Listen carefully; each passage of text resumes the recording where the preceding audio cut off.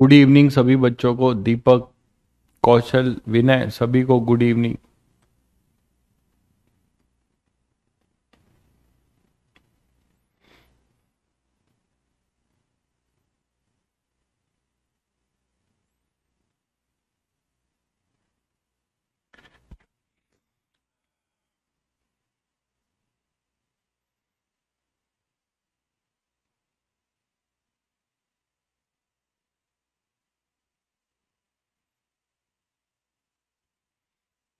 अभी क्लास चल रही लगता है। हम्म, कोई बात नहीं।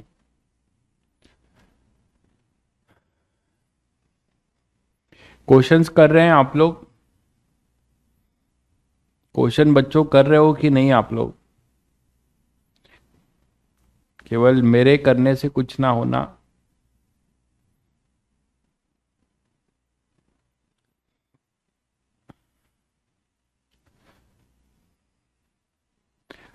देखिए वंश, कोटा कोटा में सुसाइड हो रहा है, ये सबसे क्या लेना देना है? मैंने तुम लोग को एक स्टोरी सुनाई थी।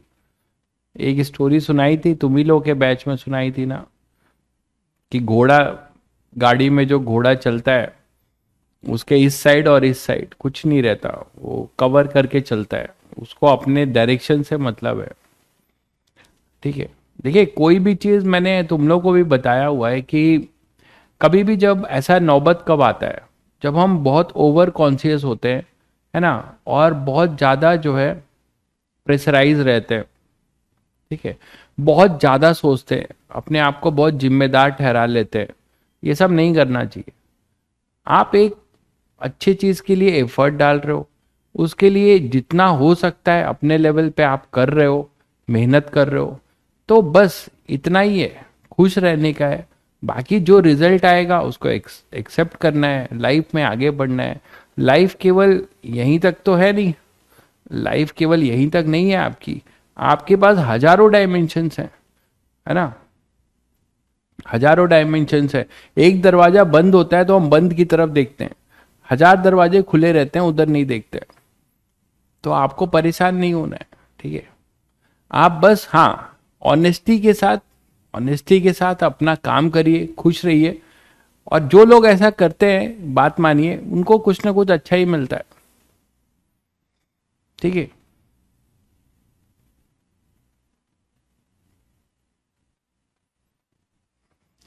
चलिए, तो इंडक्शन का लास्ट टॉपिक निपटाते हैं, that is our LC oscillation. LC oscillation में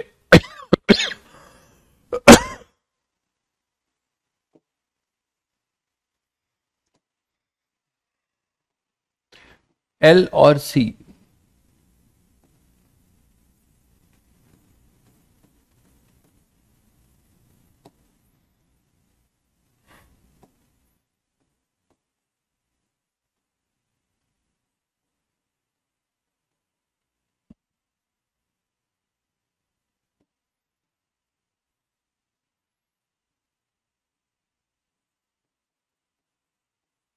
ना, तो एलसी ऑसिलेशन में, इसको ऑसिलेशन क्यों नाम पड़ा ये भी आप समझ जाओगे अभी। ठीक है। तो एलसी ऑसिलेशन ये हम देखते हैं। इसमें क्या होगा? नहीं नहीं, मेरी कोई क्लास नहीं है भाई, 2 दिन ऑफ है तो ऑफ ही है। ठीक है। मैं अभी भी जूझ रहा हूँ अपने हेल्थ को लेके, और घर में भी चीज़ें रहती हैं जानते ही हो। उसके बाद देखेंगे। तो एलसी ऑसिलेशन में जो है, हमारे पास क्या है कि एक इंडक्टर होगा और एक कैपेसिटर। और ये आइडियल है। हम जो पढ़ रहे हैं वो आइडियल है। आइडियल का मतलब इंडक्टर का कोई रेजिस्टेंस पार्ट नहीं है, कैपेसिटर से भी कोई हीट डिसिपिएट नहीं होगी। तो आप सभी बच्चों को ये तो आइडिया लग गया होगा कि सर एलसी ऑसिलेशन में कोई ऐसा एलिमेंट नहीं है जो एनर्जी डिसिपिएट करेगा। ठीक है। कोई ऐसा नहीं है जो एनर्जी डिसिपिएट करेगा। अच्छा, एलसी ऑसिलेशन के लिए आपको थोड़ा सा ये बता दूं कि energy stored in a inductor, सबसे पहले इसकी जरूरत पड़ेगी अपने पास। Energy stored in a inductor,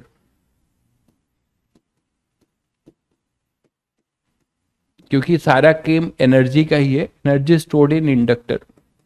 capacitor में तो सभी बच्चे जानते हैं एनर्जी क्या होती है ना। थोड़ा सा हम देख लें कि हमारा एनर्जी स्टोर्ड इंडक्टर में क्या होगा। मान लो आपके पास कोई भी, जैसे आप एलआर सर्किट लेते हो, ये एल है, ये आर है।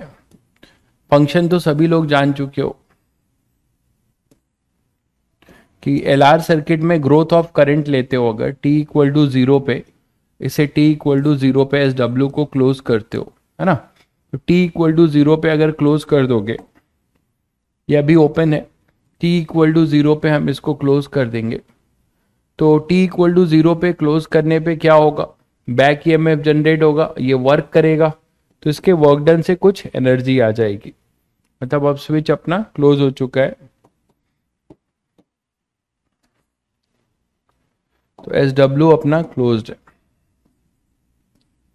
तो यहां पे करंट कुछ आ ही गया, और यहां सभी को पता है कि एक बैक ईएमएफ आएगा L D I by D T, और इधर आई आर, आई मतलब आर नहीं। तो केवीएल आप यूज करते हो, तो केवीएल यूज कर लो, क्या होगा, v minus L D I by D T minus I R equal to zero. तो v equal to L D I by D T plus I R, दोनों साइड आई से divide मतलब multiply कर रहा हूं, तो V I equal to L I D I by D T plus I square are.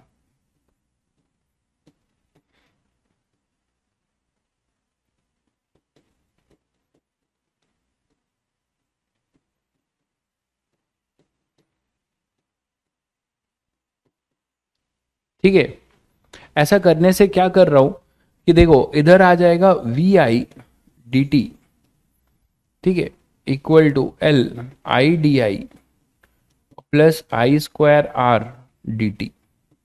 इसको integrate कर रहे हैं, ध्यान से देखिएगा। मान लीजिए जीरो से आई के लिए कर रहे हैं, तो अब इस टर्म को समझते हैं। ठीक है, इस टर्म को थोड़ा समझते हैं कि ये टर्म आपको क्या देने जा रहा है। तो ये टर्म आपको क्या देने जा रहा है, देखिए। तो ये टर्म आपको देने जा रहा है, आप लोग खुद भी देखेंगे अगर ध्यान से तो आपको पता चल जाएगा कि हर टर्म आपको क्या दे रहा है। जरा आप लोग बताइए वी आई इंटीग्रेशन क्या दे रहा है। वी आई इंटीग्रेशन कोई कमेंट करके बताएगा बच्चा कि वी आई आपको क्या दे रहा है, बताइएगा।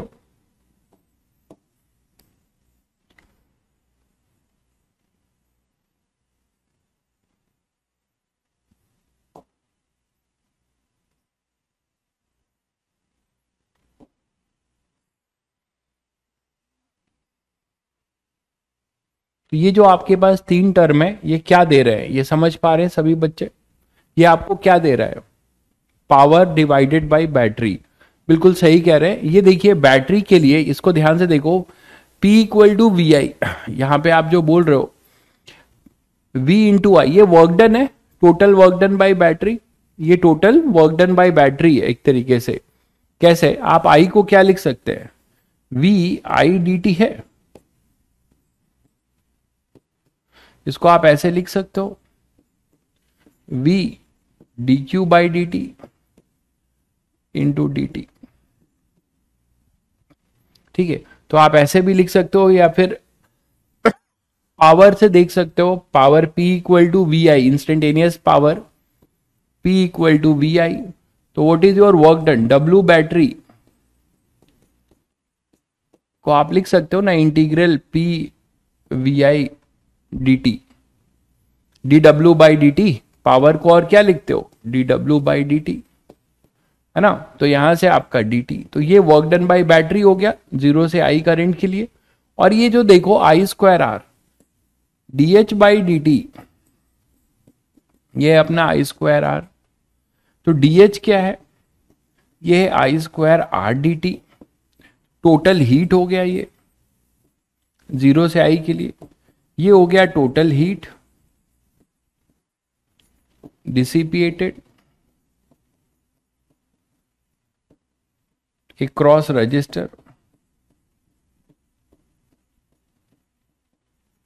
है ना। और ये हो गया वर्क डन, तो बचा क्या ये, तो ये क्या है, ये energy stored in the inductor है, ये है अपना energy stored in the inductor. मैं इसको यहां लिख देता हूं। तो L 0 से I डी आई, ये अपना UL है, energy stored in the inductor. तो UL को आप लिख सकते हो L I²/2, ठीक है। तो energy stored in a inductor आप ये बता सकते हो, बड़ा इंपॉर्टेंट रिजल्ट है ये भी, ठीक है। Energy stored in a inductor का हाफ LI²। नहीं, आज AC स्टार्ट नहीं होगा भाई, आज यही टॉपिक होगा, अंत होगा इसका, हाफ LI², ठीक है। तो दिस इज,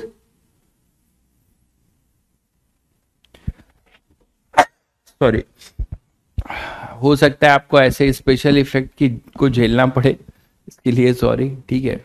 कोल्ड काफी सीवियर हो चुका है।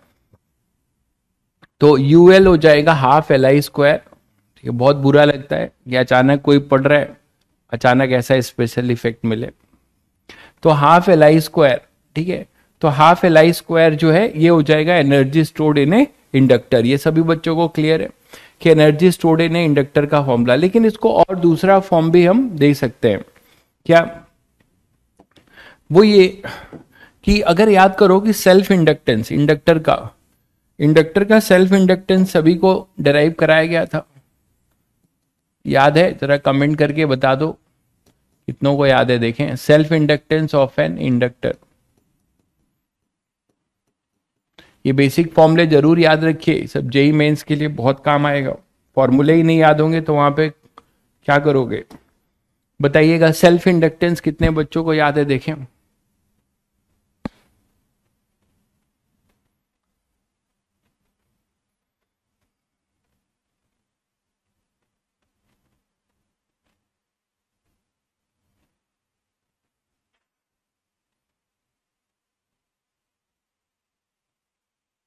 क्या बात है शोभित, कोरोना के बाद से आपको कभी कोल्ड फीवर नहीं हुआ?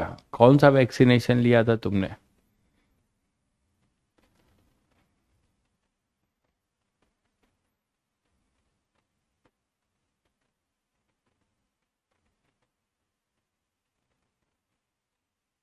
LdI/dt मैं नहीं पूछ रहा हूं, मैं नहीं समझे तुम लोग, मैं सेल्फ इंडक्टेंस पूछ रहा हूं।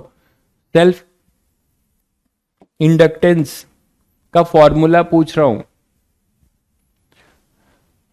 आपने आज से फिजिक्स किया है भाई, तो आज से देख लीजिए, नहीं तो आप रे ऑप्टिक्स से करिए, सॉरी, आप AC से करिए। AC से भी तभी करिएगा जब पीछे की कहानी आपको आती है, नहीं तो ऑप्टिक्स से करिएगा, बेटर रहेगा।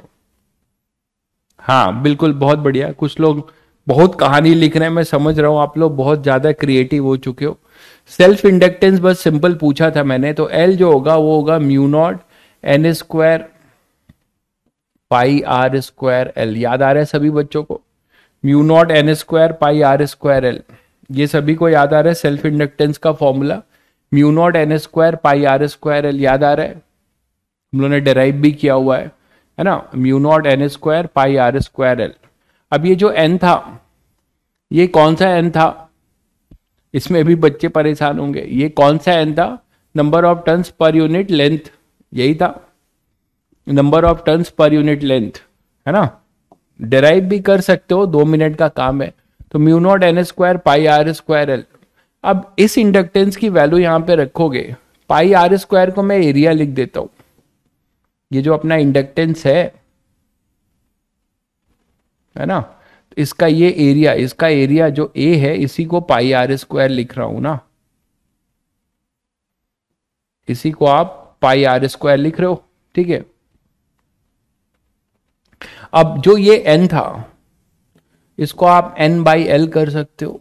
तो फॉर्मूला आप ऐसे भी लिख सकते हो, ये L और इस L में कंफ्यूजन नहीं होना चाहिए, ये स्मॉल l है, ठीक है। तो मेरा पर्पस बस ये है कि मैं आपको एक सिमिलरिटी दिखाना चाहता हूं। μ0 इसको मैं A लिख देता हूं, है ना, और इसको लिख देता हूं N²/L²। और ये क्या है? ये भी L ही तो है, तो एक L यहां पे आ जाएगा। तो μ0 N²AL, देख लीजिए, इसको एरिया लिख दिया और ये N² को लिख दिया N square by L square, इससे एक एल कैंसिल हुआ।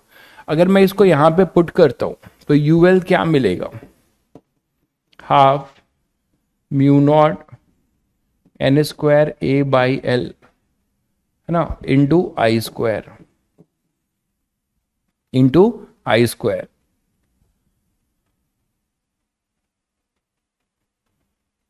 ठीक है, और बी याद है सभी बच्चों को, बी सभी बच्चों को याद है, ये है म्यू नॉट एन आई। ठीक है, mu naught N I, B अपना था म्यू नॉट एन आई। तो एक काम करो, इसको स्मॉल एन ही रहने दो, है ना, इसको स्मॉल एन में ही रहने दो, क्योंकि यहां भी हमें, मैं बी के फॉर्म में ये फॉर्मूला लिखना चाहता हूं, एक्चुअली मैं बी के फॉर्म में फॉर्मूला लिखना चाहता हूं, म्यू नॉट एन स्क्वायर। ठीक है, और इसको एरिया ए इंटू इसको एल ही रहने दो। ठीक है, अब यहां पे आ जाओ, यहां पे इसे पुट करोगे और आई को क्या पुट कर दो, B upon mu naught N, B upon mu naught N. जब आप यहां पे करोगे ये, तो आपके पास क्या क्या आ जाएगा, देखो यूएल, यूएल हमारे पास आएगा हाफ, एल के जगह आप लिख रहे हो mu naught N square A L, और आई के जगह पे लिख रहे हो B square upon mu naught N square. ठीक है, तो एन स्क्वायर तो तुम्हारा कैंसिल हो गया, एन स्क्वायर कैंसिल हो गया, तो यूएल तुम्हारे पास मिलता है B square upon 2 mu naught into A L. और इसको आप बहुत आसानी से लिख सकते हो, एनर्जी पर यूनिट वॉल्यूम है, ये दिख रहा है सभी बच्चों को, है ना, वॉल्यूम जो होगा इसका वो है अपना ए एल, दिख रहा है, तो एनर्जी पर यूनिट वॉल्यूम, इसको मैं लिख रहा हूं B square upon 2 mu naught, जिसको आप बोलते हो एनर्जी डेंसिटी,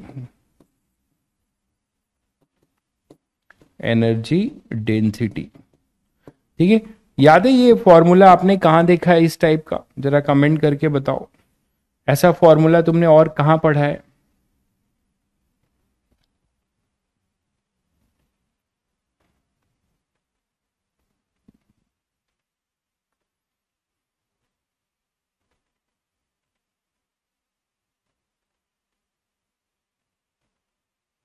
ऐसा फॉर्मूला आपने कहां पढ़ा है,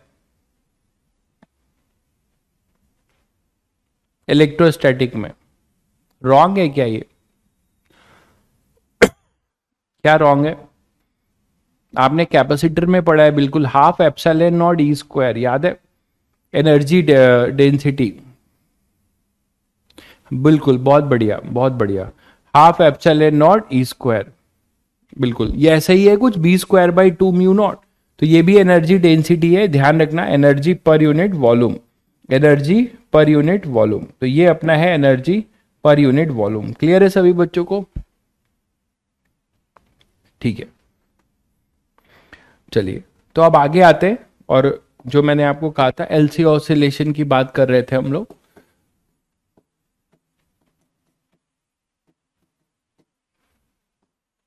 तो एलसी ऑसिलेशन में अब हमारे पास क्या है कि एक इंडक्टर होगा केवल और एक कैपेसिटर होगा। तो मान लो हमारे पास एक कैपेसिटर है,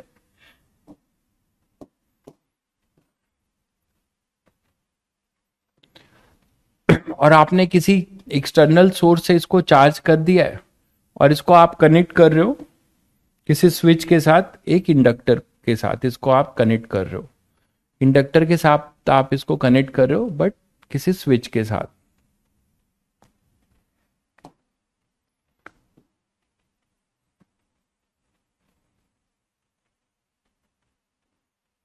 और ये अपने पास स्विच है, इनिशियली स्विच ओपन है, इनिशियली स्विच ओपन है, और इसमें प्लस क्यू नॉट और माइनस क्यू नॉट का चार्ज है, कैपेसिटेंस इसका सी है, इसका इंडक्टेंस एल है। ठीक है, ध्यान दीजिएगा सब लोग, मतलब आपने क्या किया है, संडे वाले टेस्ट में रोटेशन भी आ रहा है, संडे वाले टेस्ट में रोटेशन आप लोगों के लिए नहीं है, गलत अपलोड हो गया है क्या, आप लोग के लिए नहीं है, वो पास आउट बैच के लिए। आपके लिए पूरा मैग्नेटिक्स है, पूरा मैग्नेटिक्स है ना, जो भी आपने पूरा पढ़ा है मैग्नेटिक्स वो आ रहा है। ठीक है, तो अपने पास ये जो है प्लस क्यू नॉट है, माइनस क्यू नॉट है, ये कैपेसिटेंस है, ये इंडक्टर है। अब इनिशियली आपने देखा कि इस पे पूरा चार्ज है और पूरी एनर्जी सभी बच्चों को पता है फिर कहाँ होगी, कैपेसिटर में स्टोर्ड है। पूरी एनर्जी कहाँ पे है, कैपेसिटर में स्टोर्ड। ये क्लियर है सभी बच्चों को, है ना। पूरी एनर्जी हमारी कहाँ स्टोर्ड है, कैपेसिटर में स्टोर्ड है, ये क्लियर है। तो जब पूरी एनर्जी हमारी कैपेसिटर में स्टोर्ड है और फिर मैं स्विच को क्लोज करूंगा, तो इतना तो आइडिया तुम लोगों को भी लग गया होगा, इतना तो आइडिया लग गया होगा सभी लोगों को कि हमारा एनर्जी का एक्सचेंज होगा।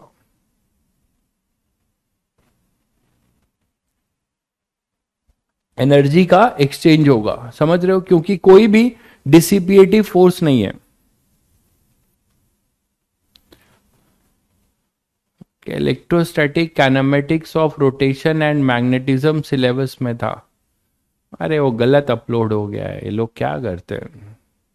ठीक है, केवल आपके में मैग्नेटिज्म है, पूरा मैग्नेटिज्म है भाई। ठीक है, मैग्नेटिज्म है पूरा। तो एलसी ऑसिलेशन में हम ये बात कर रहे हैं, ये सब बाद में पूछ लिया करो यार, बीच में डिस्टर्ब मत किया करो ये सब बकवास करके, फ्लो ही खत्म होता है। तो अब यहां से क्या हो रहा है देखो कि ये जो है इसको आपने क्लोज किया, तो जब क्लोज करोगे तो बट ऑब्वियस है सभी को पता है कि यहां का पोटेंशियल डिफरेंस है, ये बैटरी की तरह काम करेगा और ये इसको चार्जिंग बैटरी की तरह इसको क्या करेगा, करंट भेजेगा और धीरे धीरे डिस्चार्ज होगा खुद। तो ये हमने t इक्वल टू जीरो पे, ये t इक्वल टू जीरो पे स्विच को क्लोज करने जा रहे हैं और ये किसी time t equal to t पर है।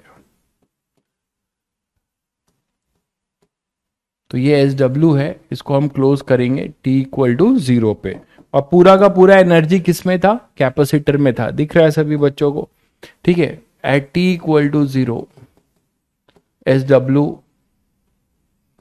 क्लोज कर दो, क्लोज। तो आपने एस डब्ल्यू यहां पे क्लोज कर दिया, ठीक है।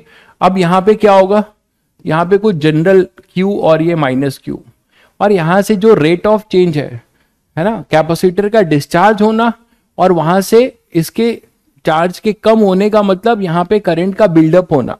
तो यहां से करंट जो है बिल्डअप होगा कुछ, और जो करंट बिल्डअप होगा तो सभी बच्चों को पता है क्या होगा, इधर करंट आएगा तो फ्लक्स लिंकेज होगा और इसमें जो है अपने पास मैग्नेटिक फील्ड आएगी, और इस तरीके से यहां पे एक धीरे धीरे मैग्नेटिक फील्ड भी इसमें आ चुका होगा।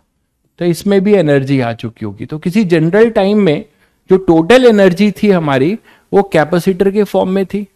अब ये किसी टी टाइम में वो एनर्जी अब इंडक्टर में भी होगी और कैपेसिटर में भी होगी, बट जाएगी, है ना। तो अब हम क्या लिख सकते हैं, यू टोटल किसी time T equal to T. अच्छा एट बताओ कि at T equal to T हम यू टोटल क्या लिखें। और सभी बच्चे समझ रहे हैं कि यू टोटल जो है वो क्यू नॉट स्क्वायर, ये कैपेसिटेंस था, Q not square upon two C, ये हमेशा कांस्टेंट रहने वाला है। जैसे सभी बच्चे थोड़ा बहुत एसएचएम का आइडिया होगा कि पोटेंशियल एनर्जी काइनेटिक में जाती है, काइनेटिक पोटेंशियल में जाती है, मीन से एक्सट्रीम, एक्सट्रीम से मीन, है ना, ऑसिलेट करती है, और किसी इंटरमीडिएट में दोनों का जो सम है वो हमेशा कांस्टेंट रहता है ना। तो अब यहां से क्या कर सकते हैं कि at T equal to T U total अपने पास क्या होगा, यू टोटल जो होगा वो इन दोनों के साथ होगा जो अभी हमने देखा, Q square general upon two C plus half L I square. उस समय सर्किट में जो भी अपने पास मान लो आई करंट है, ठीक है, तो हाफ एल आई स्क्वायर इसमें होगा, ठीक। अब देखो जो भी अपना जो एल आई है सर्किट में, जो भी आई है वो मैं minus D Q by D T लिखूंगा। कमेंट करके बताइए सभी बच्चे माइनस का क्या सिग्निफिकेंस है, why I am writing here minus, why I am writing here minus.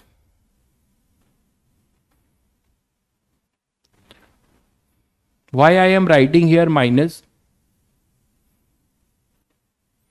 बिल्कुल चार्ज जो है कम हो रहा है, कैपेसिटर से चार्ज कम हो रहा है, तो जिस रेट से चार्ज कम होगा करंट उतना बढ़ेगा सर्किट में। जितना ज्यादा जो है चार्ज कम होगा, जितना चार्ज जो है कम होगा उस रेट से सर्किट में करंट बढ़ेगा। तो अगर dq बाई dt अपना नेगेटिव है तो ये नेगेटिव नेगेटिव I पॉजिटिव होगा। यहां से ये बता रहा है कि चार्ज ऑन द कैपेसिटर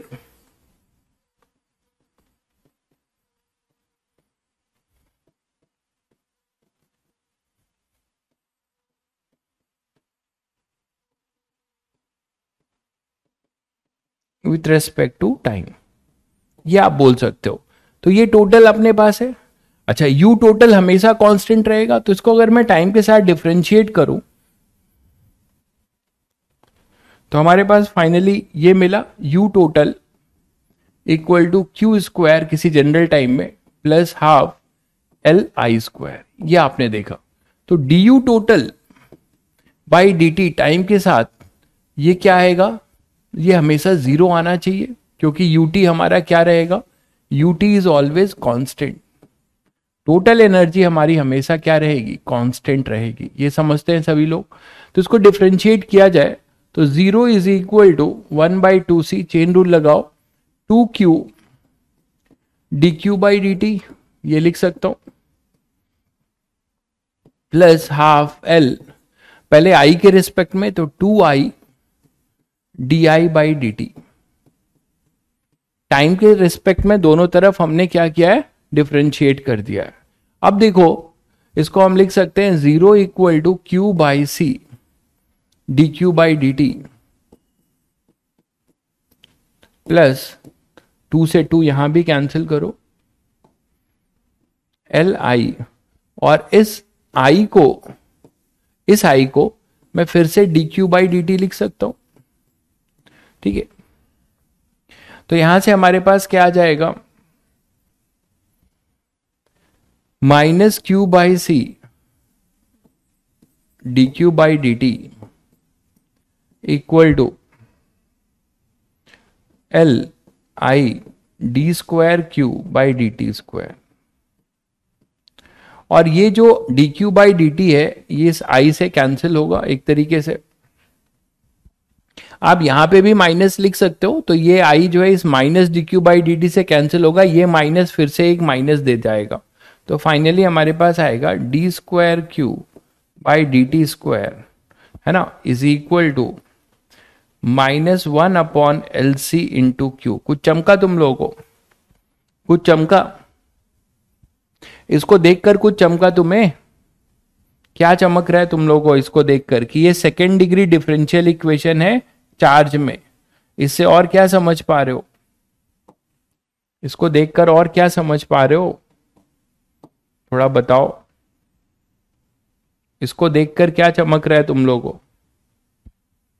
बिल्कुल एसएचएम की इक्वेशन है, बिल्कुल ये एसएचएम की सेकेंड डिग्री डिफरेंशियल इक्वेशन है। याद है अभी लास्ट टर्न पे ही हम लोगों ने एक इंडक्टर का सवाल किया था, उसमें velocity second degree differential equation थी, है ना, सेकेंड डिग्री डिफरेंशियल इक्वेशन थी अपनी वेलोसिटी। तो ये एक तरीके से समझ में आ रहा है कि oscillatory motion obviously simple harmonic का ये जनरल इक्वेशन है सेकेंड डिग्री। तो इसका सॉल्यूशन सभी बच्चे जानते हैं कि इसको अगर आप कंपेयर करोगे तो ये वाला जो पार्ट है ये ही अपना क्या है, ओमेगा स्क्वायर है, एंगुलर फ्रीक्वेंसी। तो आप यहां से बता सकते हो कि जो अपना ओमेगा स्क्वायर है वो 1/LC है, that is omega equal to 1/√LC, और ओमेगा को आप लिख सकते हो 2πf इक्वल टू 1/√LC, मतलब जो फ्रीक्वेंसी ऑफ ऑसिलेशन है 1/2π 1/√LC। तो इस LC ऑसिलेशन का, इसीलिए इसका नाम LC ऑसिलेशन पड़ा है, ये बात सभी बच्चे समझ पा रहे हैं, ठीक है। तो यहीं से आप देख सकते हो कि इससे जो है, अब इसका जो सॉल्यूशन है, बहुत बढ़िया भाई, बिल्कुल सॉल्यूशन आप डायरेक्ट लिख सकते हो, इसका सेकेंड डिग्री डिफरेंशियल इक्वेशन का सॉल्यूशन जो आपने अभी 12th क्लास में डिफरेंशियल इक्वेशन है उसमें भी नहीं पढ़ोगे, आप बीटेक में पढ़ोगे इसका सॉल्यूशन। जैसे स्क्रोडिंजर पढ़ते हो, साई के टर्म्स में पढ़ते हो ना, साई और साई स्क्वायर वाला, जिसके जो सॉल्यूशंस होते हैं वो प्रिंसिपल क्वांटम नंबर्स है ना, और एंगुलर क्वांटम नंबर जो भी आपके पास आते हैं, तो क्वांटम नंबर्स इसके सॉल्यूशन है, वो आप डायरेक्ट आप पढ़ते हो। तो उसी तरीके से, क्योंकि वो सेकेंड डिग्री डिफरेंशियल है, हालांकि एसएचएम में मैं इसको प्रूव भी करूंगा, एसएचएम के टॉपिक में मैं इसका सॉल्यूशन दूसरे मेथड से प्रूव भी करूंगा बिना सेकेंड डिग्री सॉल्व किए। तो यहाँ पे मैं डायरेक्ट लिख रहा हूँ, ये तो सभी बच्चों को क्लियर है कि इसका जो सॉल्यूशन है, इसका सॉल्यूशन हम डायरेक्ट लिख सकते हैं क्या, Q is equal to Q naught, है ना। अब वो मैक्सिमम वैल्यू क्या होगी, मैक्सिमम वैल्यू क्या होगी वो अभी हम देखेंगे। Q equal to Q not, maximum value तो Q नॉट हम लेके चल ही रहे हैं ना, Q नॉट इनिशियली जो चार्ज था, sine omega T plus phi, phi ये अपना जनरल सॉल्यूशन होता है, ये जनरल इक्वेशन है इसका, ये जो है इसका जनरल इक्वेशन है, ठीक है।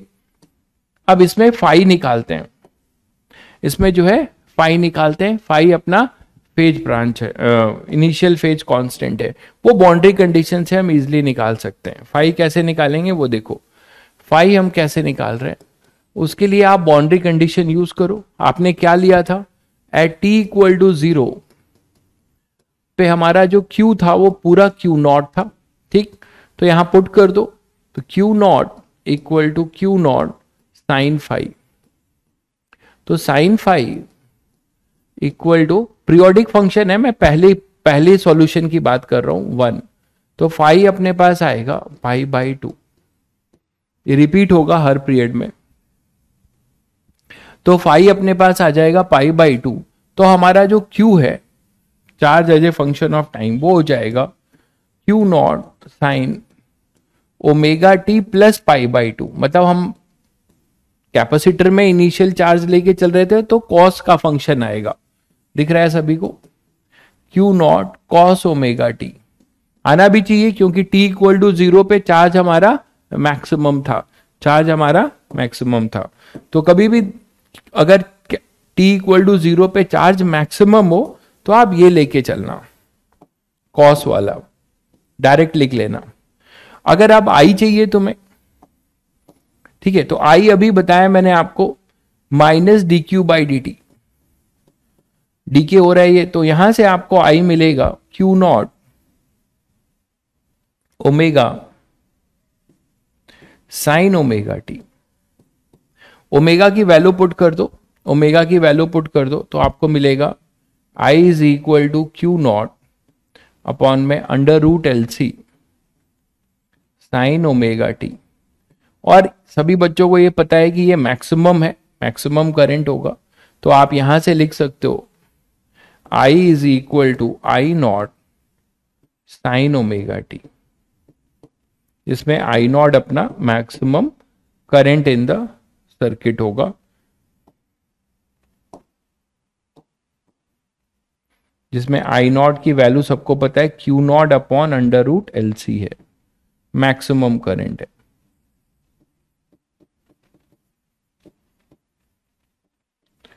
अच्छा, ये देख पा रहे हैं आप कि दोनों पाई बाई 2 के फेज डिफरेंस में, दोनों पाई बाई 2 के फेज डिफरेंस में, जब कॉस 0 होगा तो साइन अपना क्या होगा, मैक्सिमम होगा, जब साइन मैक्सिमम होगा तो कॉस 0 है।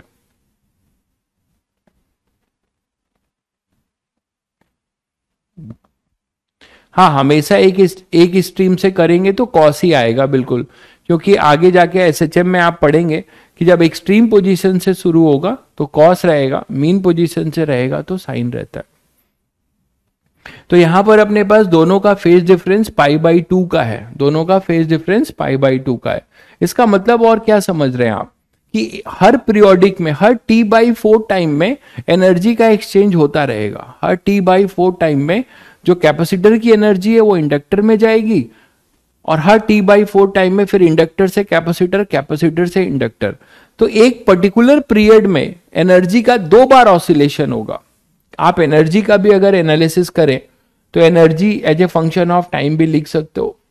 Energy as a function of time क्या लिखोगे, यूएल इन जनरल लिखना चाहो तो UL energy as a general energy अगर आप लिखना चाहो तो एनर्जी इन एलसी ऑसिलेशन। तो अगर आप एनर्जी की बात कर रहे हो तो देखो एनर्जी अपने पास क्या है, यू एल की अगर बात करो तो हाफ एल आई स्क्वायर होगा, हाफ एल आई स्क्वायर। और आई अभी अभी आपने निकाला है as a function of time, वो है अपने पास आई नॉट स्क्वायर हो जाएगा साइन ओमेगा टी, यही था। आई नॉट की value Q naught upon under root L C, तो यहां पुट करोगे तो यू एल अपने पास आएगा half Q not square upon में सी साइन स्क्वायर, अच्छा ये साइन स्क्वायर होगा, साइन स्क्वायर ओमेगा टी। तो this is your energy in a inductor as a function of time. ये भी पीरियोडिक है, दिख ही रहा है सभी बच्चों को, ये भी पीरियोडिक है, ठीक है, ये भी पीरियोडिक है। और इंडक्टर में कैपेसिटर की एनर्जी भी अगर आप लिखना चाहेंगे as a function of time, तो यूसी जो होगा वो हो जाएगा क्यू स्क्वायर बाई टू सी।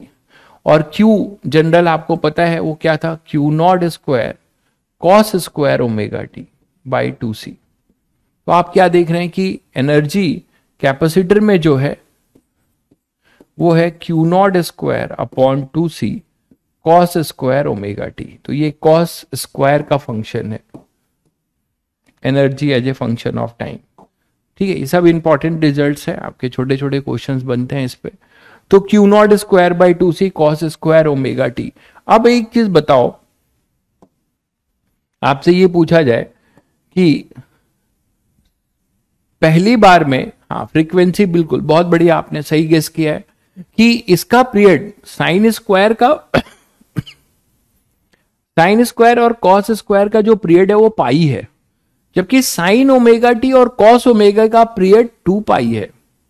इसका मतलब जब 2 पाई पीरियड होगा, आई और क्यू जब चेंज होंगे अपने पीरियड में, तो एनर्जी का पीरियड पाई है, मतलब 2 बार चेंज हो जाएगी एनर्जी का ऑसिलेशन 2। अगर उसकी फ्रीक्वेंसी एफ है तो एनर्जी की फ्रीक्वेंसी ऑसिलेशन पर सेकेंड वो 2f होगी। आपने बिल्कुल सही पकड़ा है। तो ये एसएचएम में भी ऐसा ही होता है। तो अपने पास ये दोनों की एनर्जी ट्वाइस हो जाएगी, 2 बार ऑसिलेशन हो जाएगा एक पीरियड में, मतलब कैपेसिटर से इंडक्टर, इंडक्टर से कैपेसिटर, फिर कैपेसिटर से इंडक्टर और फिर इंडक्टर से कैपेसिटर, एनर्जी का 2 बार ऑसिलेशन होगा, ठीक है। तो अब यहां से आने के बाद, अच्छा इसमें इंटरेस्टिंग बात और क्या है कि पहली बार में मिनिमम टाइम, इसमें एक क्वेश्चन पूछा भी गया है, मिनिमम टाइम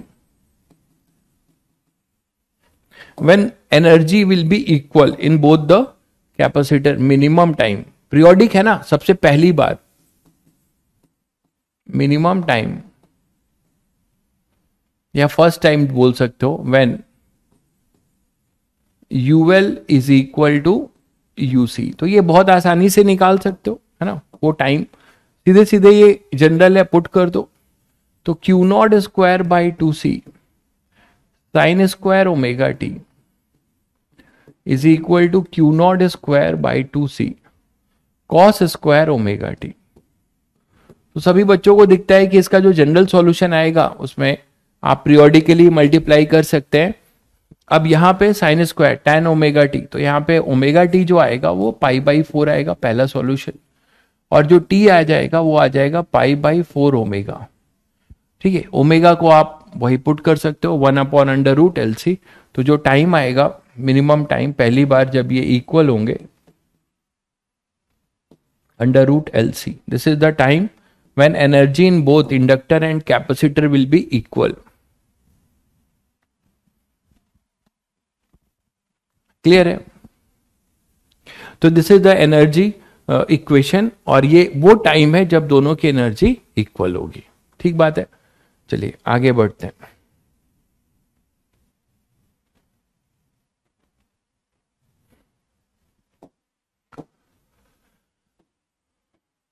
अच्छा एक चीज और देखो, टोटल एनर्जी का सम किसी भी इंस्टेंट पे करोगे वो हमेशा कांस्टेंट मिलेगा। देखो ये टोटल एनर्जी का जब सम करोगे, इन दोनों का जो सम होगा यूएल प्लस यूसी किसी भी इंस्टेंट पे at T equal to T पे ही लिखे हो ना, तो ये हमेशा क्या आएगा, Q not square by two C आना भी चाहिए, है ना।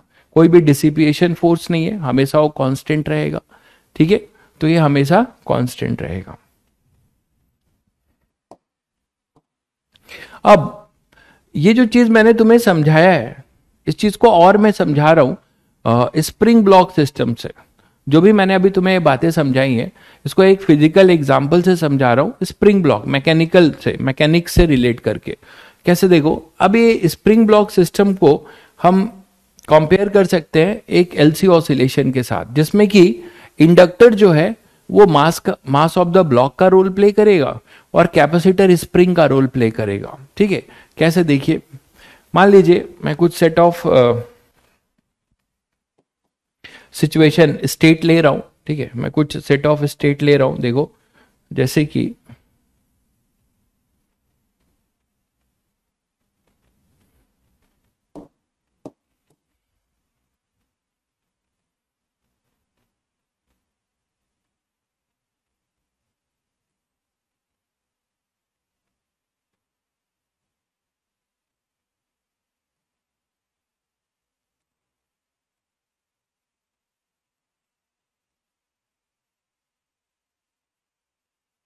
ठीक है, अब मान लो यहां से अपने पास इंडक्टर जो है टी इक्वल टू जीरो से शुरू करते हैं।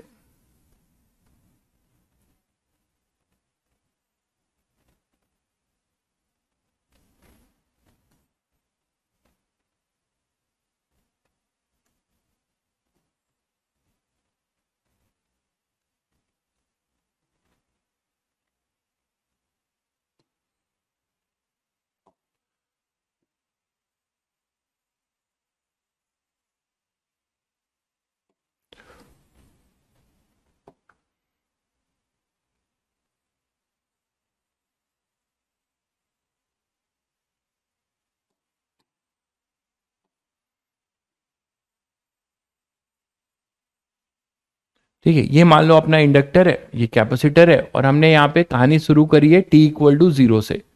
टी इक्वल टू जीरो पे मान रहे हैं इसको क्लोज कर रहे हैं। टी इक्वल टू जीरो पे स्विच को क्या कर रहे हैं, क्लोज कर रहे हैं। ठीक है, ये है टी इक्वल टू जीरो पे स्विच को क्लोज किया, और ये अपना वही Q not minus Q not था, यहां अभी जीरो था, जस्ट अभी क्लोज किया है। तो मैंने आपको वही बताया कि capacitor can be resembles as a spring और inductor can be resemble as a block. तो स्प्रिंग ब्लॉक सिस्टम में क्या करते हो, थोड़ा बहुत तो एसएचएम का आइडिया होगा तुम लोगों को, एसएचएम का थोड़ा बहुत तो आइडिया होगा। स्प्रिंग ब्लॉक एक सिंपल हार्मोनिक मोशन करता है अपने मीन पोजीशन। हम इसको एक्सट्रीम पे मान लीजिए, इसके साथ इसका एनालॉगी देखिए स्प्रिंग ब्लॉक का, वो क्या बना रहा हूं। पहले एक काम करो,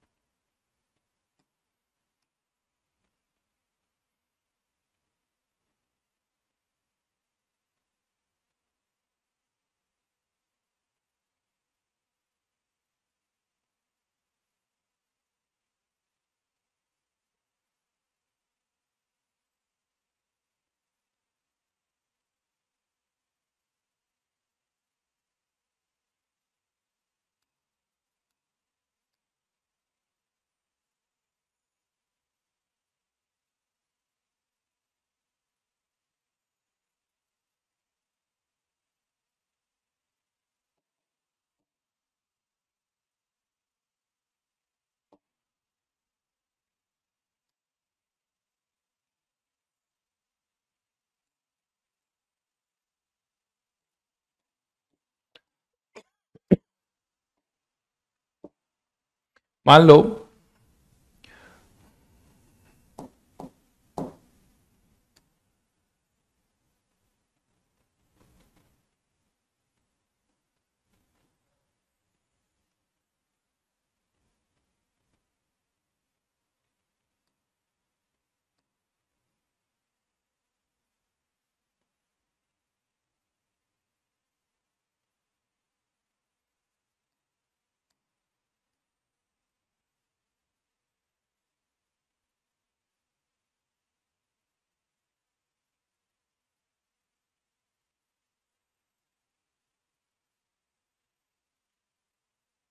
ये छोटा पड़ जाएगा।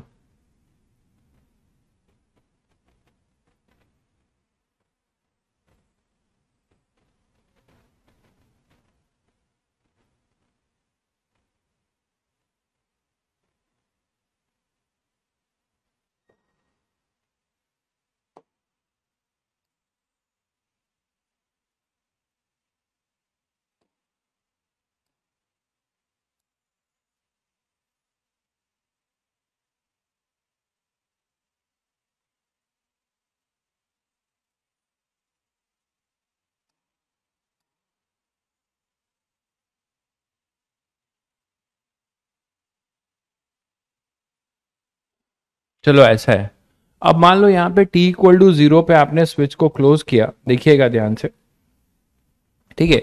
मैं इसका जो कॉरस्पॉन्डिंग स्प्रिंग ब्लॉक सिस्टम है, ठीक है, स्प्रिंग ब्लॉक सिस्टम है, उसको साइड में बना रहा हूँ, ठीक है, उसको मैं साइड में बना रहा हूँ। तो इसके लिए मैं स्प्रिंग ब्लॉक सिस्टम कैसा बना रहा हूँ, देखिए कि इसके लिए मैं ये मान के चल रहा हूँ कि इसका जो स्प्रिंग ब्लॉक सिस्टम है वो कुछ ऐसा है कि ये अपने एक्सट्रीम पोजीशन से स्ट्रेच करके छोड़ दिया गया है, अपने एक्सट्रीम पोजीशन से स्ट्रेच करके आपने छोड़ दिया है। तो इसके इक्विवेलेंट इसका स्प्रिंग ब्लॉक सिस्टम कुछ ऐसा है, देखो।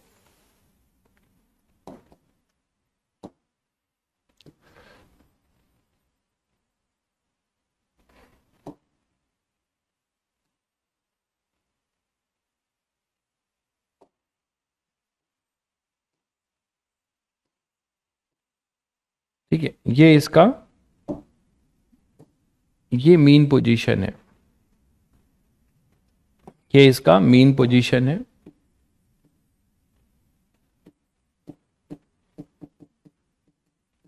ये इसका पॉजिटिव एक्सट्रीम पोजीशन है और ये इधर इसका नेगेटिव एक्सट्रीम पोजीशन होगा।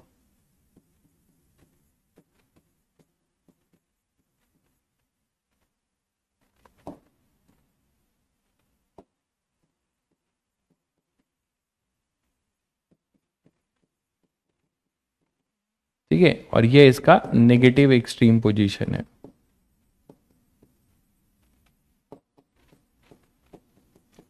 तो मान लो t इक्वल टू 0 यहां पर क्लोज हुआ, मतलब यहां पे है ये t इक्वल टू 0, ठीक है।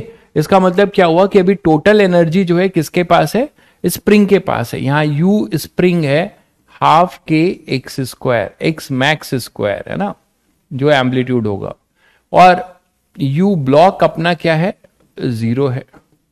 ठीक उसी तरीके से जैसे आप यहां पे बता सकते हो कि यहां पर यूसी जो है वो है पूरा Q not square upon 2c, और यूएल जो है अपना वो 0 है। तो यहां पे क्या है कि ब्लॉक को आप इंडक्टर से देख सकते हो और कैपेसिटर को, स्प्रिंग को आप कैपेसिटर से रिप्लेस कर सकते हो।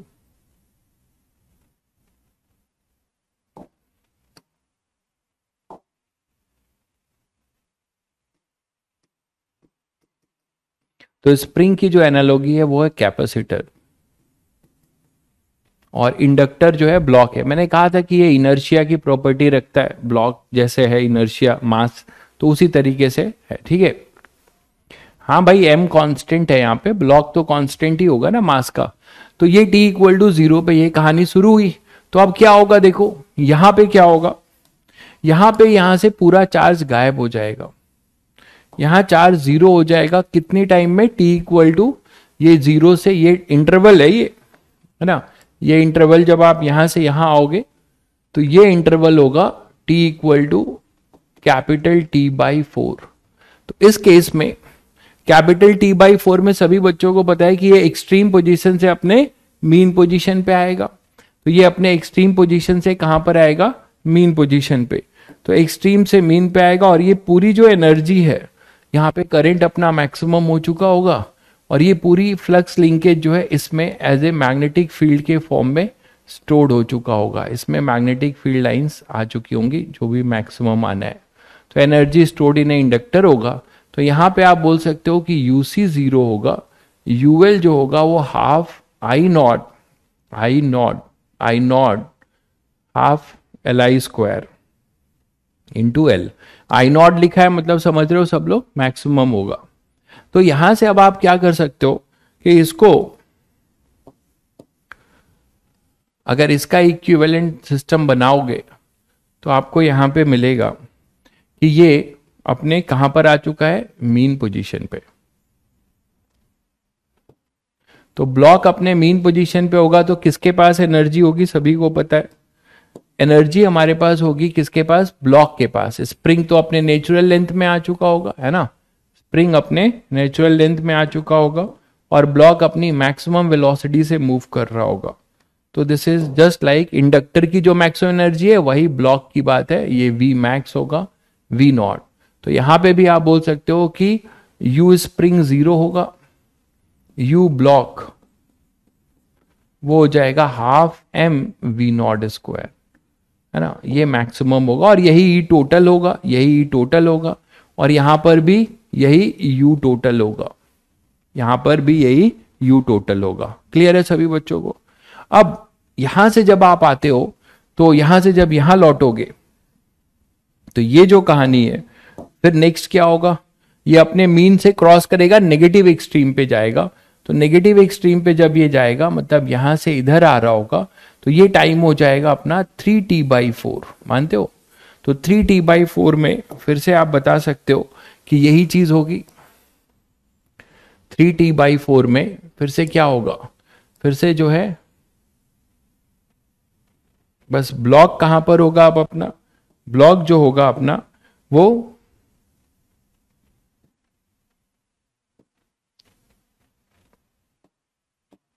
नेगेटिव एक्सट्रीम पे आ जाएगा, है ना, ब्लॉक अपना नेगेटिव एक्सट्रीम पे आ चुका होगा और स्प्रिंग ऐसा होगा। तो कोई एक और बना लें।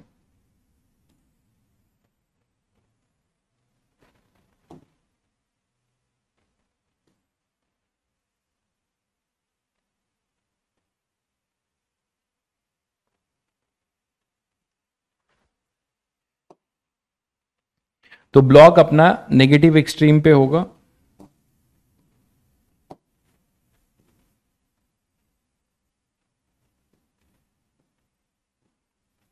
ब्लॉक अपना नेगेटिव एक्सट्रीम पोजीशन पे होगा, है ना, और ये यहां पे रेस्ट पे होगा मोमेंट पे। पूरी एनर्जी यहां पर किसके फॉर्म में होगी, यहां पे टोटल एनर्जी जो होगी वो स्प्रिंग के लिए होगी और वो ई टोटल होगी और होगी हाफ के एक्स मैक्स स्क्वायर।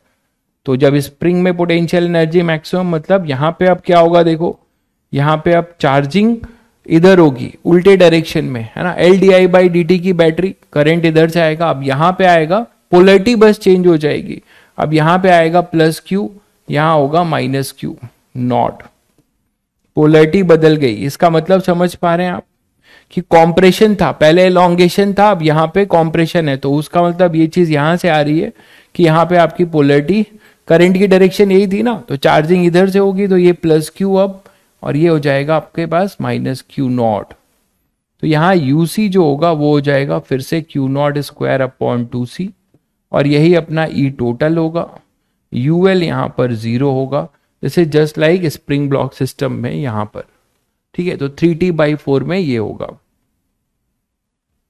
अब आप देखो कि 3t/4 से फिर से जब आप यहां पे आओगे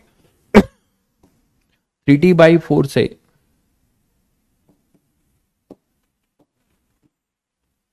ये है,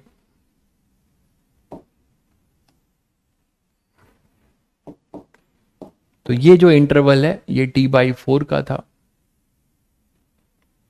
और ये t/4 से 3t/4, गलत लिख दिया मैंने लगता है, ये गलत लिख दिया है, 3t/4 नहीं होगा, तुम लोग भी नहीं बता रहे हो, ये t/2 होगा ना, t/2 होगा भाई, 3t/4 नहीं होगा, टाइम गलत लिख दिया है। यहां से t/4 यहां से यहां आना, ठीक है, मीन पे आना, ये t/4 हो गया, फिर t/4 से फिर t/4, तो टोटल टाइम हो गया t/2, t/2 होगा टोटल टाइम, होगा t/2, बिल्कुल t/2 होगा टोटल टाइम, ठीक है। उसके बाद फिर जब यहां से फिर नेक्स्ट t/4 में क्या होगा कि ये कहां पहुंच चुका होगा, फिर से अपने मीन पोजीशन पे, बट डायरेक्शन इस बार फिर चेंज हो जाएगी इस तरीके से, है ना। तो ब्लॉक में वेलोसिटी आ चुकी होगी और यहां पे टोटल एनर्जी जो होगा वो ब्लॉक के लिए फॉर्म में होगा, यू टोटल, ई टोटल जो होगा वो हाफ एम वी नॉट, ये वी नॉट फिर से आ चुका होगा, वी नॉट स्क्वायर होगा और स्प्रिंग, यू स्प्रिंग यहां पे फिर से 0 होगा, नेचुरल लेंथ पे आ चुका होगा। ये चीज आप यहां कैसे दिखा सकते हो, ये चीज जब आप यहां दिखाओगे तो कैसे दिखाओगे कि फिर से जो है इसके ये चार्जिंग हुआ, ठीक है, पोलैरिटी चेंज हुआ,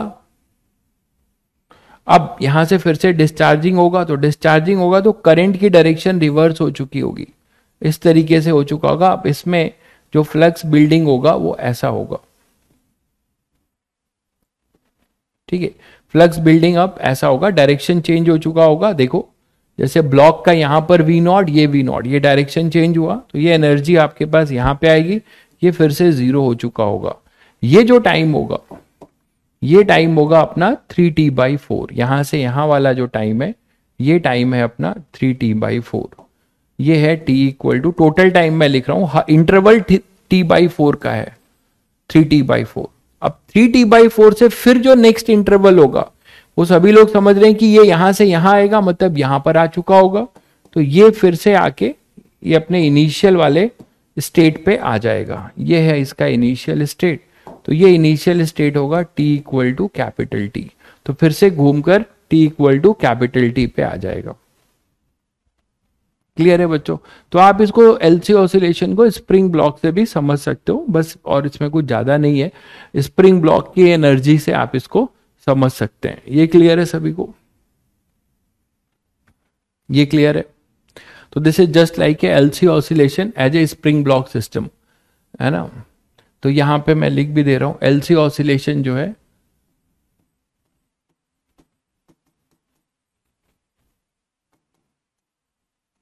एज ए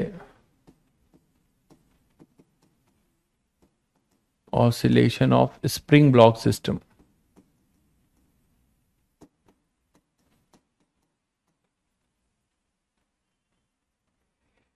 या चलो यहां पे जगह नहीं है, समझ तो गए ही हो।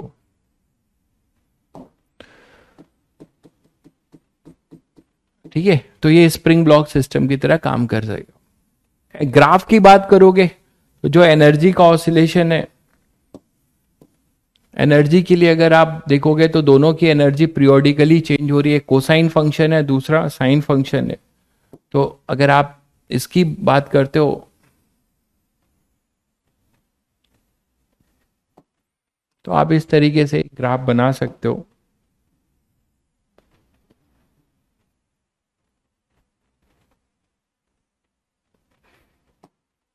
कॉस स्क्वायर है, पाई का पीरियड में लेके बना सकते हो। और ये जो होगा ये साइन से होगा।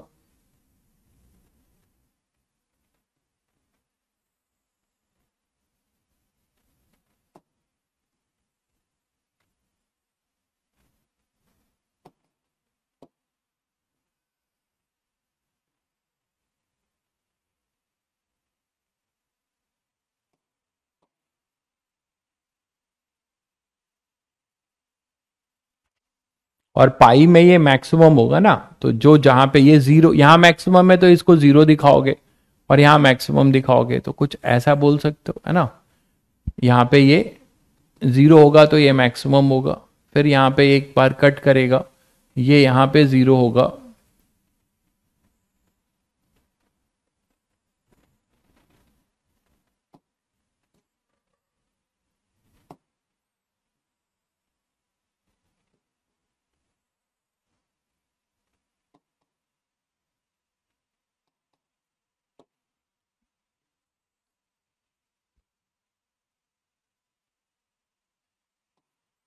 और उसके बाद इनफैक्ट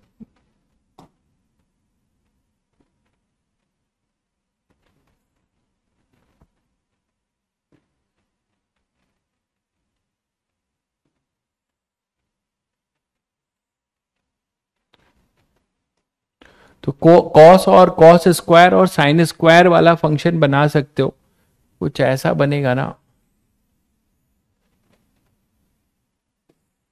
ऐसा बनेगा भाई, कुछ समझ गए होगे, है ना। ऐसा बनेगा ये कर्व, पहले यही बना दो इस तरह से।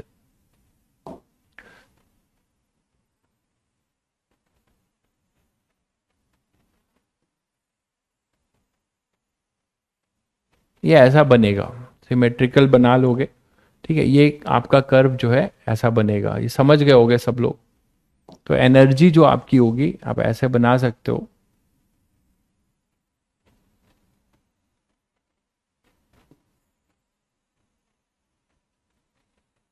ऐसा होगा, ठीक है। उतना सिमेट्रिकल नहीं है बट समझ गए होगे। तो इस तरीके से आप बना सकते हो। ये वाला जो है ये अपना क्या हो जाएगा, कोसाइन फंक्शन है, ये यूसी है और ये अपना यूएल है, ठीक है। तो एनर्जी वर्सेस टी का, बाकी आप ये π/4 जो हम लोगों ने किया था पहला टाइम जब ये दोनों बराबर होंगे, है ना, ठीक है, क्लियर है। चलिए तो कुछ क्वेश्चन देख लेते हैं। इसमें बहुत ज़्यादा क्वेश्चंस तो होते नहीं है, डायरेक्ट क्वेश्चंस पूछे गए हैं, तो कुछ क्वेश्चंस देख लेते हैं। ज़्यादा क्वेश्चंस आपको नहीं मिलेंगे। जैसे एक क्वेश्चन ये है, इनिशियली 900 दो कैपेसिटर है। अच्छा, उससे पहले इस टाइप का क्वेश्चन जो जेई मेंस लेवल पे मान लो अगर मैं आपसे ऐसा पूछ दूं तो कर लोगे? ये कोई बड़ी चीज़ तो नहीं होगी। ये एल है मान लो,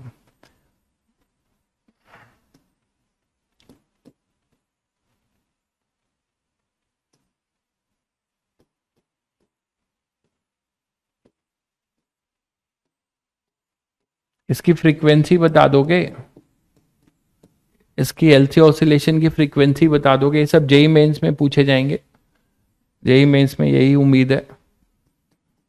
फ्रीक्वेंसी आपसे पूछी जा सकती है, इसका ऑसिलेटरी सर्किट का फ्रीक्वेंसी जल्दी बता दो।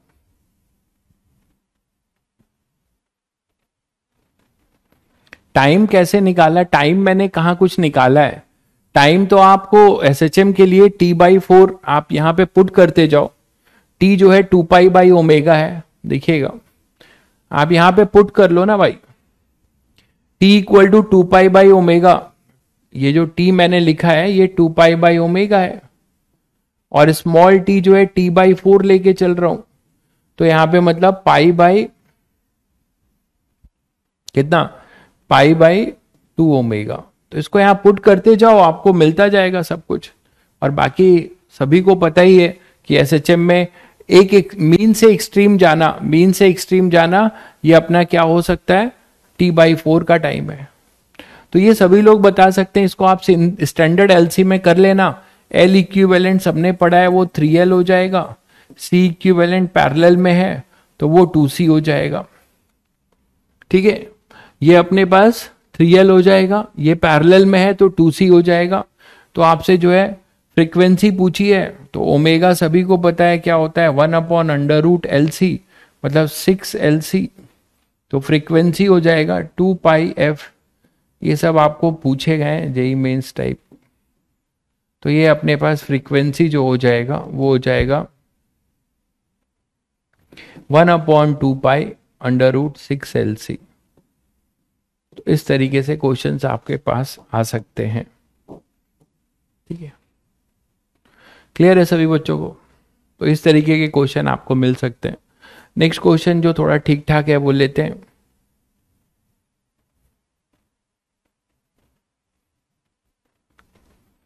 क्वेश्चन ये है कि initially 900 microfarad capacitor charge to 100 volt battery. पढ़िएगा, इनिशियली ये 900 माइक्रोफेरेड जो है 100 वोल्ट बैटरी से चार्ज होता है। 100 वोल्ट बैटरी से जो है ये चार्ज होता है, एंड 100 माइक्रोफेरेड अनचार्ज पड़ा रहता है। इसको आपने कहीं से चार्ज करके इसमें लगा दिया है, ठीक है। 900 को पहले से आपने क्या किया है, 900 को आपने पहले से क्या किया है, कहीं से चार्ज करके और इसको यहां पे लगा दिया है। अब देखो क्वेश्चन क्या पूछता है, ध्यान से पढ़ो। S2 close for time T2, इसको तुमने लगा दिया और S2 को क्लोज कर दिया।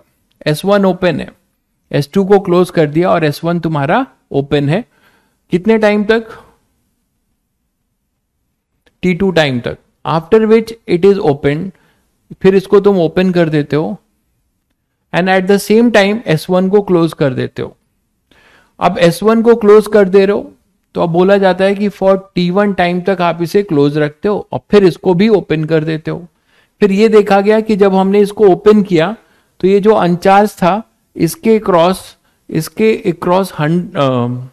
300 वोल्ट का वोल्टेज आ गया, ठीक है। 300 वोल्ट का वोल्टेज आ गया। तो हमें बताना है कि find minimum possible value of T1 and T2।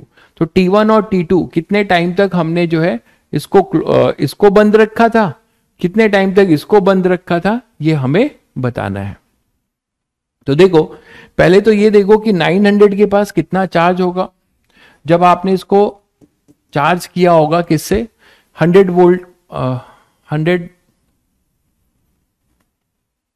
हाँ 100 वोल्ट बैटरी से। तो चार्ज ऑन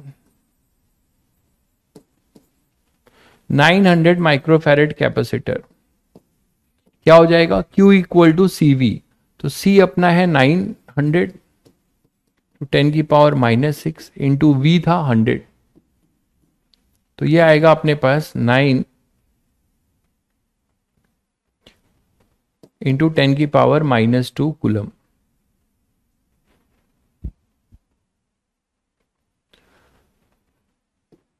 यही आएगा, देख लीजिए 9 इंटू 10 माइक्रोफेरेड था तो मैंने उसको -6 लिख दिया, और ये 100 वोल्ट बैटरी से चार्ज था तो इतना कूलम ऑफ चार्ज इस पे रहा होगा, है ना, इतना कूलम ऑफ चार्ज रहा होगा।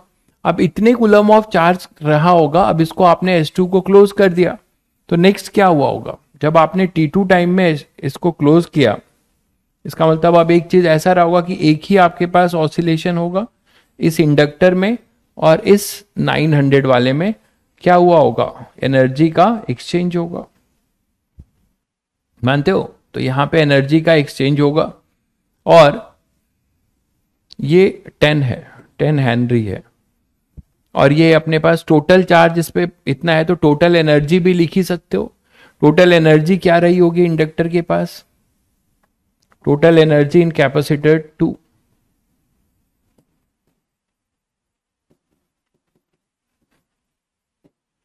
इसको 1 2 लिख देते हैं। तो कैपेसिटर 2 में क्या एनर्जी रही होगी, हाफ CV² से कर लो, चार्ज है अपना 9 इंटू 10⁻⁻2 हाफ CV²। अच्छा हाफ CV² करना चाह रहे हैं ना, तो हाफ CV² कर लो, हाफ C क्या था, 900 इंटू 10⁻⁻6 और 100 का स्क्वायर। तो टोटल एनर्जी या तो इससे भी निकाल सकते थे Q²/2C से, तो ये हो जाएगा अपने पास 9/2, और ये सब एडजस्ट कर लो कितना आ रहा है, देखो 4 और 2 6, तो ये तो अपना सब कैंसिल हुआ, ये आएगा 4.5 जूल, 4.5 जूल, ठीक है। 400 है, कौन सा 400 है, 400 तो कहीं नहीं लिखा है मैंने, ठीक है। तो ये 4.5 जूल। अब ये बताओ कि जो ये एनर्जी का एक्सचेंज होगा, इन्होंने पूछा है कि find minimum possible value of T1 and T2, तो क्या हुआ होगा, ये S2 के साथ इसका जो भी एनर्जी का एक्सचेंज हुआ होगा, फिर आप इसको ओपन कर रहे हो, इसको क्लोज कर रहे हो, तो इसमें देखा गया कि इसमें 300 वोल्ट की 300 वोल्ट हमारे पास क्या आ चुका है, इसमें 300 वोल्ट का पोटेंशियल ड्रॉप आ चुका है। इसका मतलब इसमें कितनी एनर्जी होगी, इसमें जो एनर्जी रही होगी वो पूरा का पूरा मिनिमम टाइम पूछा है, ये ध्यान रखना, फाइंड मिनिमम पॉसिबल टाइम। तो पहले ये निकाल लें इसमें एनर्जी कितनी आ रही है, UC1 कितना हो जाएगा, हाफ इंटू 100 इंटू 10⁻⁻6 इंटू 100²। तो UC1 कितना आ रहा है, हाफ CV² से, ये 4 और 2 6, ये आ रहा है 0.5, चेक करिएगा।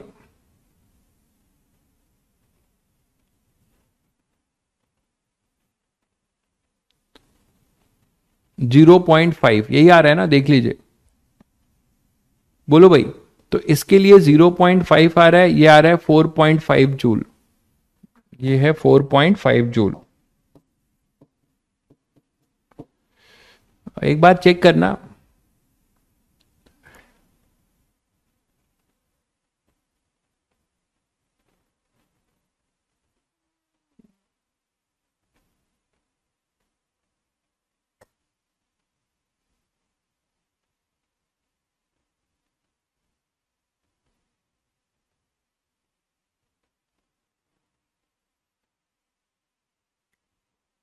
तो इसको मैंने किया तो हाफ CV स्क्वायर एनर्जी थी, और फिर जब यहां पे फाइनल 300 वोल्ट मिला,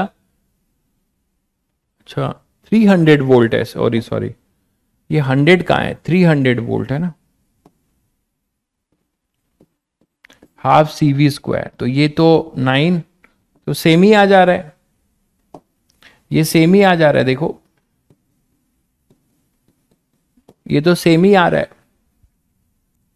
इससे क्या समझ में आया आप लोगों को कि भाई इसकी टोटल एनर्जी पहले इसके पास आई होगी, ये एनर्जी पहले इसके पास आई होगी, और फिर ये एनर्जी टोटल इसके पास गई है, टोटल। तो टोटल का एक्सचेंज मिनिमम टाइम में कब होता है, सभी बच्चों को पता है ना। इसका जो टाइम होगा वो इसका जो टाइम पीरियड होगा, ये मान लो T2 है, तो T2/4 में ऐसा हुआ होगा, और इसका T1/4 में हुआ होगा। बोलो, तो ये जो T1 है, T1 कैपिटल T1/4 होगा, और T2 जो होगा वो कैपिटल T2/4 होगा। आई थिंक सभी बच्चे समझ गए कि 1/4 टाइम में पूरी एनर्जी का एक्सचेंज होगा। तो ये पूरी एनर्जी इसके पास आएगी, फिर ये पूरी एनर्जी इसके पास आ गई, क्योंकि ये दोनों बराबर एनर्जी प्रूव हो रहा है, तब ऐसा बोल पा रहा हूं। ये देखो, तो इसकी पूरी एनर्जी इसके पास आई होगी मिनिमम टाइम में, शायद सभी को समझ में आ गया। तो T1 और T2 निकाल लोगे अब, है ना। पहले टोटल टाइम T1 और T2 निकाल लेते हैं, T1 और T2। T1 क्या हो जाएगा, T1 टाइम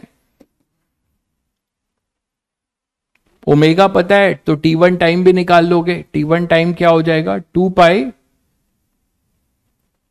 अरे फ्रीक्वेंसी पता है ना तुम्हें, 2 पाई बाई ओमेगा कर दो, तो T1 आएगा 2 पाई √LC, यही है ना भाई।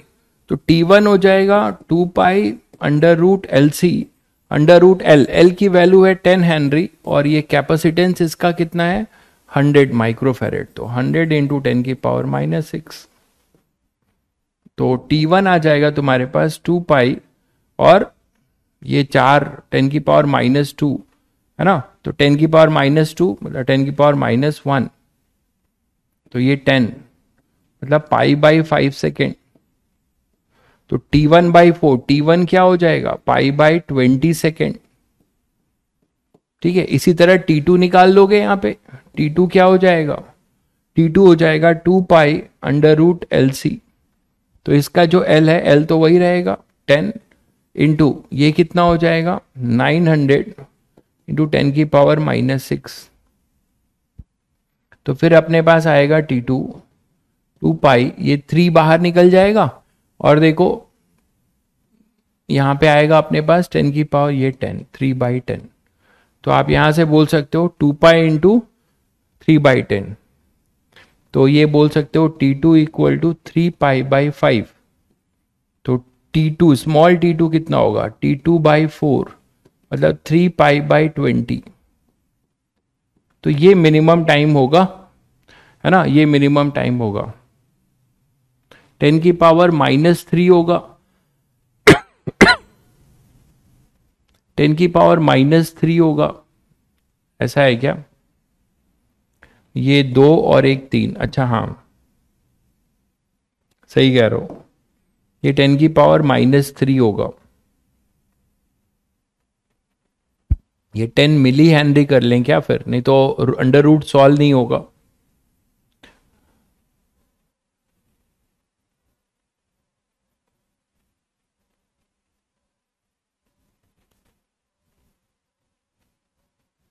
(10⁻³ आ रहा है, सही कह रहे हो, 10⁻³ होगा ना फिर, तो -3 होगा, तो ये अंडर रूट तो सॉल्व नहीं होगा फिर। ठीक है, यहां पे भी होगा, गलत हो गया है, तो 10⁻³ होगा। तो कुल मिला के समझ गए T1 और T2 कैसे निकलेगा, और वो T/4 होगा, तो कैलकुलेट कर लेना। शायद ये मिली हेनरी दे दूं तो कुछ होगा, इसको मिली हेनरी दे दूं तो देखो जरा, मिली दे दूं तो यहाँ पे 2 जीरो आएगा ना, 10⁻³ करोगे तो यहाँ 10⁻² होगा, तो 10⁻², ये 8 हो जाएगा, और ये अपने पास कितना हो जाएगा 2, तो यहाँ पे 6 आएगा, तो यहाँ क्यूब बाहर निकल जाएगा। ठीक है, हाँ यही कर लो, ये मिली हेनरी ले लो, ये मिली हेनरी लेके कर लेना, आ जाएगा फिर।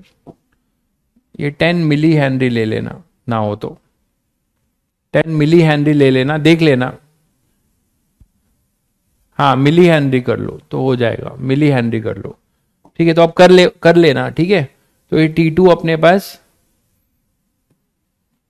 ये हटा रहा हूं मैं, कैलकुलेशन हटा रहा हूँ, अप्रोच समझ गए होंगे सब लोग।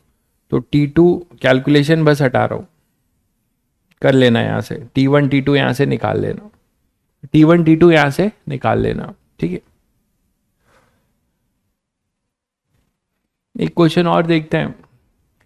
Circuit Son in the figure in steady state with S1 close. तो स्टेडी स्टेट में सर्किट है, मतलब ये S1 पहले से क्लोज पड़ा हुआ है वेरी लंबे टाइम तक। S1 जो है बहुत लंबे टाइम तक क्लोज पड़ा हुआ है, S1 क्लोज है लंबे टाइम तक, लिखा हुआ है ना, स्टेडी स्टेट अचीव रहता है इसका। अब क्या बोला जा रहा है, t इक्वल टू 0 पे S1 को क्लोज करते हो, S1 को क्लोज कर रहे हो, एंड S1 इज ओपन और S2 इज क्लोज। इसको ओपन किया, इसको क्लोज कर दिया। तो आपको बताना है derive charge on capacitor as a function of time. तो अब आप बताओ सभी बच्चों को कि ये अभी ओपन है, तो ये एक सर्किट है, इस सर्किट में आप टोटल चार्ज निकाल सकते हो।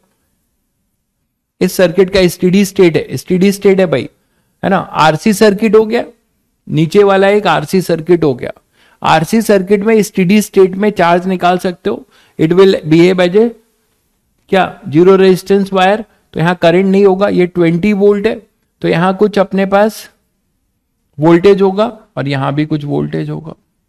तो जबकि सीरीज में है तो चार्जेस सेम होंगे, यहां पे जैसे प्लस क्यू माइनस क्यू, आप केवीएल लगा लो, प्लस क्यू माइनस क्यू। तो स्टेडी स्टेट की बात कर रहे हैं, तो eight the time of steady state, मतलब जब S1 क्लोज था, व्हेन S1 क्लोज, तो क्या बोल सकते हो कि at the time of steady state minus से प्लस 20 चार्ज निकाल लो, minus Q by 2 minus Q by 3 equal to 0।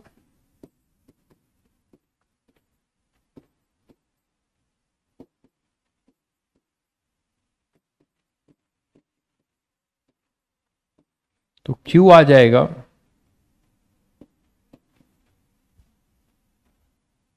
24 microcoulomb.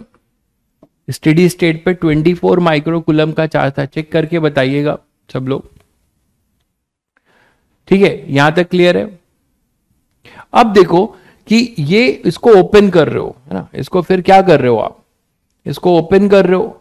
तो ओपन कर रहे हो तो क्या होगा, जो ये स्टेडी स्टेट अचीव हुआ था, इसके पास जो चार्ज था, अब ये एलसी ऑसिलेशन बनेगा, है ना। नेक्स्ट केस क्या बोला है इसने, नेक्स्ट केस इसने ये बोला है कि इसको आप ओपन कर रहे हो, इसको ओपन कर रहे हो और S2 को क्लोज कर रहे हो। तो जब S2 को क्लोज करोगे तो ये अब एक एलसी ऑसिलेशन बनेगा, बाकी ये तो ऐसे ही पड़ा रहेगा, ओपन सर्किट हो जाएगा, है ना। तो ये एक एलसी ऑसिलेशन बनेगा।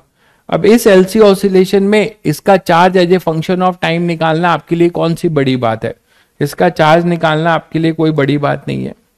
बी पार्ट की बात हो रही है ना, इसमें हम बी पार्ट की बात कर रहे हैं। हम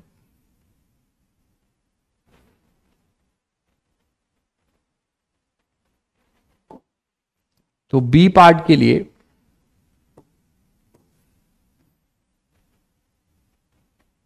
charge as a function of time निकाल लोगे। पहले देख लो कि ये इसका एलसी ऑसिलेशन में Q equal to Q not, maximum charge सभी बच्चों को पता है 24 माइक्रोकुलम है, और कॉस ओमेगा टी, इसका ओमेगा निकाल लो। ओमेगा क्या हो जाएगा, 1 upon under root L C, that is 1 upon L कितना है 0.2 इंटू 10 की पावर -3 इंटू ये कैपेसिटेंस है 2 इंटू 10 की पावर -6। तो यहां से आपको ओमेगा मिल जाएगा, कितना मिल रहा है देखो 4, और ये 3 और ये 4, तो 10 की पावर -2, तो 4 से बाहर निकला 2, और यहां पे एक बचेगा 10 की पावर -1, ये ऊपर चला जाएगा तो 10/2, तो ये 5 आ जाएगा। कैलकुलेशन चेक करते रहिएगा, बता दीजिएगा। तो यहां पे अपने पास 2 2 4, 4 से 2 बाहर निकल गया, -3 -1 -4 और -6। अच्छा ये तो 10 आ रहा है, ये 10 आएगा, 10 की पावर माइनस, ये 1 मिनट रुको, ये 10 की पावर -10 आएगा ना, तो 10 आएगा तो 10 की पावर -5। तो इसको हम ऐसे भी लिख सकते हैं 0.5 इंटू 10 की पावर +5, या फिर 5 इंटू 10 की पावर 4। चेक करिएगा, 5 इंटू 10 की पावर 4। बोलो क्लियर है बच्चों? ये क्लियर है सभी बच्चों को? तो 0.5 है ना, तो यहां पे ये चला गया। कैलकुलेशन देख लेना यार, कोल्ड में मेरा दिमाग काम नहीं कर रहा है बिल्कुल। ये क्लियर है बच्चों? हाँ ना भी नहीं लिख रहे हो? जब हाँ, जब जरूरत तुम्हारी होती है तो तुम लोग साथ नहीं देते हो, हाँ ना भी नहीं लिख रहे हो। तो यहां पे अपने पास कि कंफर्म हो जाए कैलकुलेशन। चलो, तो ओमेगा आ गया। अब तो कुछ करना नहीं है तुम्हें, ये एलसी ऑसिलेशन बनेगा, ये पूरा पार्ट एक क्या होगा, ये एलसी ऑसिलेशन है। इसका आप रिजल्ट जानते हो पहले से, और मैं इनिशियली चार्ज कैपेसिटर में है तो इसका charge as a function of time तो निकाल ही लोगे। क्या हो जाएगा, Q equal to Q0 cos omega T, यही तो बनेगा। तो Q लिख सकते हो, Q0 अभी अभी तुमने निकाला है, ये सही निकाला है। अरे ये चार्ज सही था, ये देख लिया है ना, ये चार्ज सही था, देख लो। सो Q0 ले लेते हैं ना, वो मैक्सिमम वाला लगेगा ना फिर। Q0 सही है भाई, 24 माइक्रोकुलम। ठीक है, तो 24 माइक्रोकुलम ये Q0 हो जाएगा, तो 24 इंटू 10 की पावर -6 कर लेना कॉस, और ये हो जाएगा 5 इंटू 10 की पावर 4 टी। तो ये charge as a function of time tick करोगे, ये charge as a function of time tick करोगे। ये ठीक है बच्चों? ठीक है, तो first instant the first instant T when energy of the inductor become 1/3। अच्छा ये तो दूसरा क्वेश्चन है, तो ये पहला पार्ट ही अभी हम चल रहे हैं।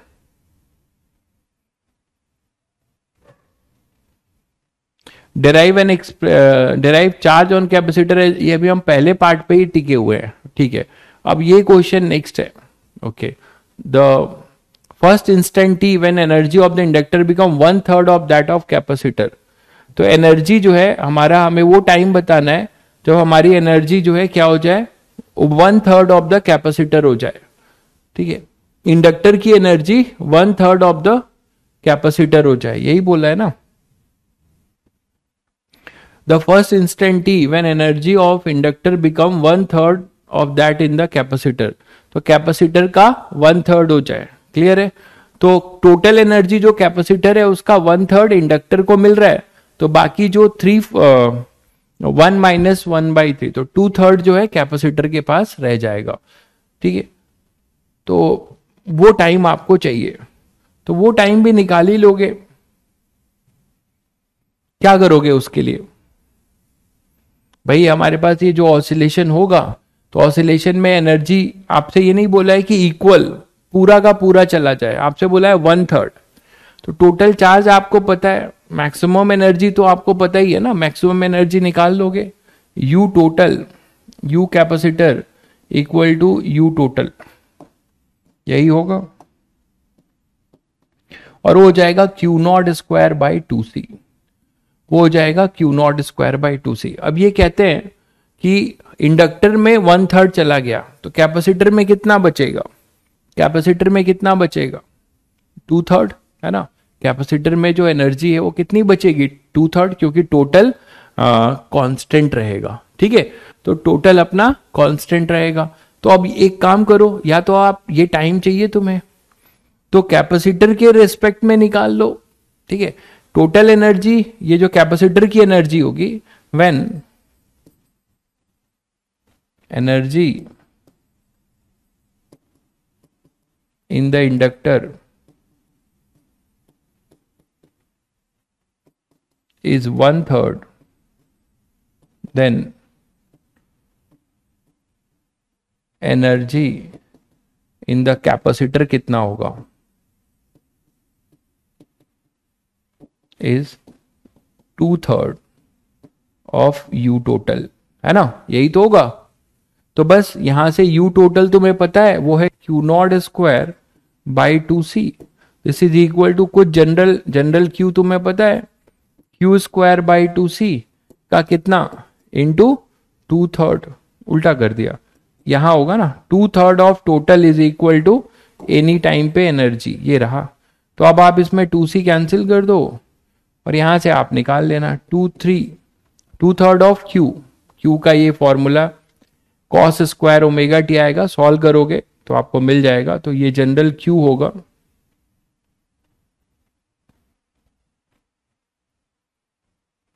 2/3 ऑफ क्यू नॉट स्क्वायर, तो 2/3 ऑफ क्यू नॉट स्क्वायर अपना हो जाएगा 24 इंटू 10⁻⁻6 स्क्वायर, ये तो कैंसिल ही हो रहा है तुम्हारा, देखो इक्वल टू 24 इंटू 10⁻⁻6 स्क्वायर, और यहां आ जाएगा कॉस स्क्वायर 5 इंटू 10⁻⁴ टी, ये आ जाएगा भाई, ये तो कैंसिल ही हो गया।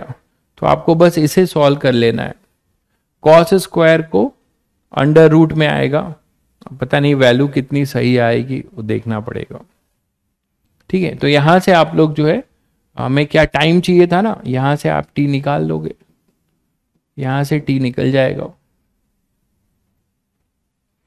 यहां से टी अपना निकल जाएगा, वैल्यू थोड़ी ऊट पटांग आएगी, ठीक है, रहने दो, टी यहां से मतलब निकल जाएगा 2/3 वाले से। क्लियर है बच्चों?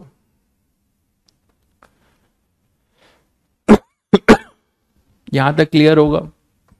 चलिए फिर इंडक्शन अपना खत्म होता है, और आप लोग जो है रक्षाबंधन अच्छे से मनाइए, कुछ बैकलॉग भी निपटाइए इसी बहाने, कुछ छुट्टियां हैं, ठीक है। फिर मिलते हैं रक्षाबंधन के बाद।